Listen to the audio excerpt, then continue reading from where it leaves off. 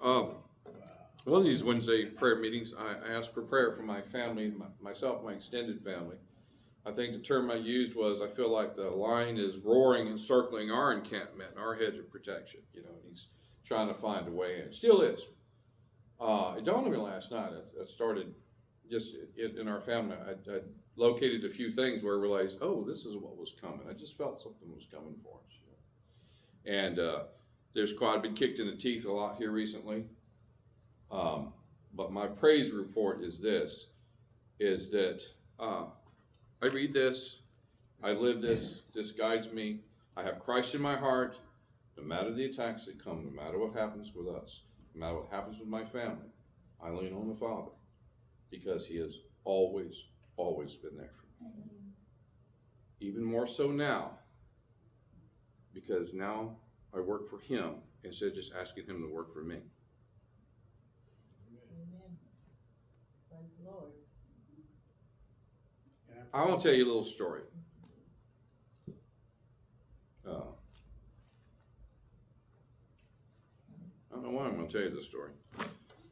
Many, many moons ago, in a previous life, in my dark ages, if you will, when I wasn't living right, I was working for the Sheriff's Department doing recoveries on a drowning victim, and it was a child. First child I ever had to find. It sucks, you can imagine.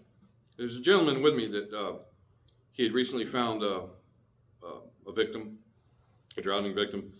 Well, the last one he'd found, it really, really tore him up. It really tore him up. He had a hard time, nightmares, the whole deal. He had a really hard time struggling with it. We finally got him back on the team, and his first call-out dive under my command was this child that had drowned. It was very, very cold, a lot of details, and we had to go find him. So there's a lot of details here I'm not giving you, obviously, but on the recovery process, we were down in this hole. It was really, really dark. You could only see about this far in front of you. And I'm looking, and all of a sudden, in my mind, in my heart, I felt really bad for this guy, because I know what's going to happen if he finds this child. This is not, the last one he found was a grown man, and it bothered him a lot. This is going to be terrible. I closed my eyes in prayer on the bottom of that muck and mire down there in the dark. I closed my eyes, living not right by God. But my mother laid a foundation of Christ in our hearts that we never lost. And I was down there, and I closed my eyes in that darkness, and I prayed to the Father first and foremost that he would let me find this kid and not that man, because he's not ready. In fact, after this dive, he never dove with us again. Just the ideal, the fear of finding himself was enough for him. I prayed for God to take that duty away from that man and give it to me.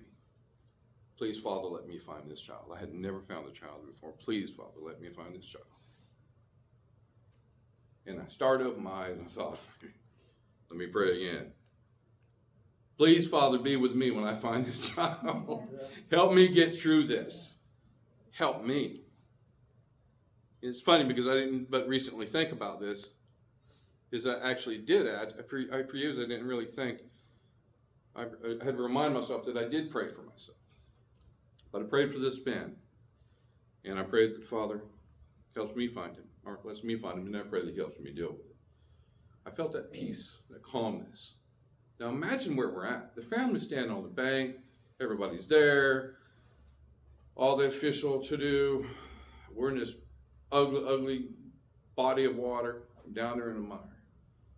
And opened my eyes and had this moment of peace and tranquility in amongst that. And remember, I'm breathing through fake air. I'm breathing through, a mask. At that time I had a full face mask. Opened my eyes, I'm at peace. I said, thank you, Lord. I moved forward 2 foot, and there he was. We found him just like that. Now that sounds terrible to some people. That was an answered prayer for me. I don't have nightmares about this. I don't hurt. My heart doesn't hurt other than for this boy and his family. He happened to be a good friend of one of my nephews at the time.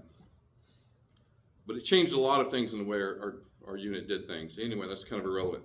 But the point I'm making is, thank God for everything you go through. He is with you. He's with me. And he was with me when I wasn't right. He's with you on everything you do, everything you go through.